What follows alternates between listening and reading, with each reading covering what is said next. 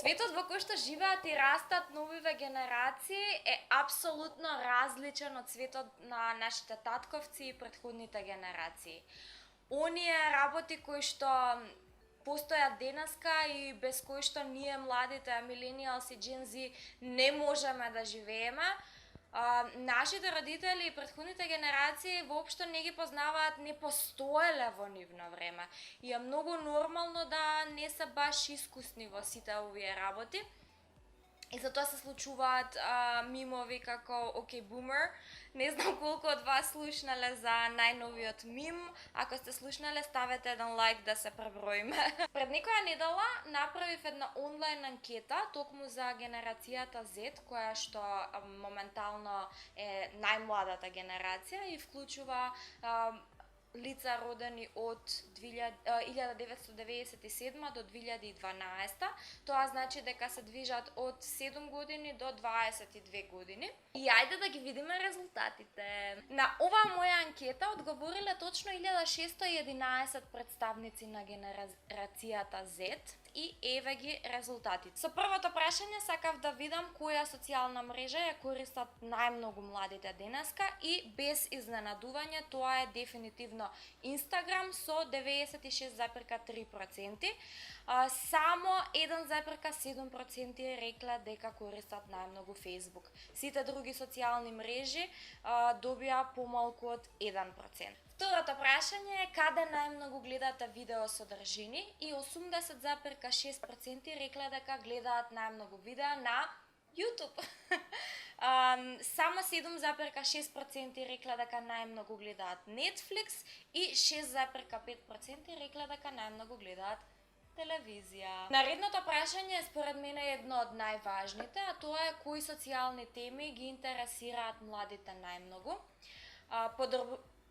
Подобрувањето на здравството и на образованието се покажаа како теми кои што најмногу ги интересираат младите денеска со 32,7% и двете опции. Високо на оваа листа се најдоа и иселувањето на младите од државата со 24%, понатаму екологијата со 22,4% и еднаквоста по расна и етничка основа со 21,5%. Исто така високо на оваа листа се најдоа и чистиот воздух и феминизмот. Ова се некои од темите за кои што најмногу се грижат младите денеска. Наредното прашање е кои јавни личности ви се омилени. Интересно е да се види дека на оваа листа, високо на листата се најдоа луѓе кои што се занимаваат со Instagram, со YouTube, луѓе кои што се занимаваат со професии кои што во претходните генерации воопшто не ни постоеле. Високо на оваа листа се најдоа два Бона, Александра Шијаковска, Ивона Јовановиќ, понатаму Владко Лозановски, Јелена Спенџарска, Тамара Тодевска, Игор Џамбазов, Сладка Ристика, Каролина Гочева, Антонија Гиговска, Стефан Атор, Джипи, Иван Ајнштајн. Редните прашања се да не прашања, дали следите политика, 82,2% од младите не ги интересира политика, не следат, само 17,8% велат дека следат политика. Наредното прашање е дали волонтирате некаде, повторно 80,6% рекле не волонтираат никаде, а 19,4% рекле дека своето слободно време го трошат волонтирајќи некаде. Наредното прашање е сакам да имам кариера во следната област, каде што најголем процент има медицината, 23,5% рекле дека сакаат да градат кариера во медицината.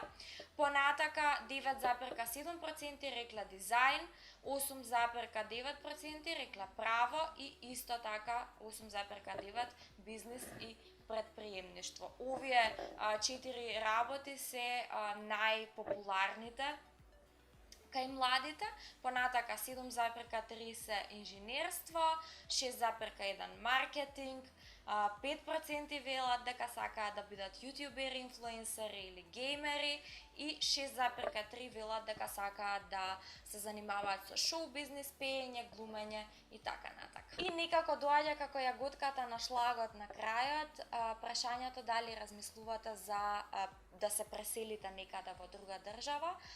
71,6% одговориле да.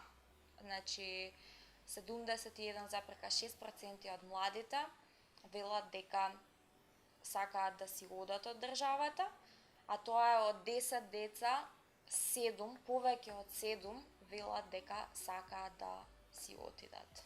Токму ова последно прашање ми кажува дека ние како постари генерации и оние кои што се уште постари генерации од мене, нека да грешиме и треба да превземеме нешто за да им обезбедиме на овие деца кои што сега растат и кои што сега созреваат, да им обезбедиме подобри услови овдека во државата за да не сака секое 7 од 10 деца да си одат од оваа држава.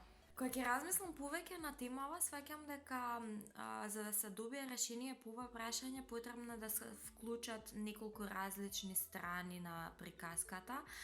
Тоа е нели институциите да почнат да ги вклучуваат младите повеќе во донесувањето на одлуки.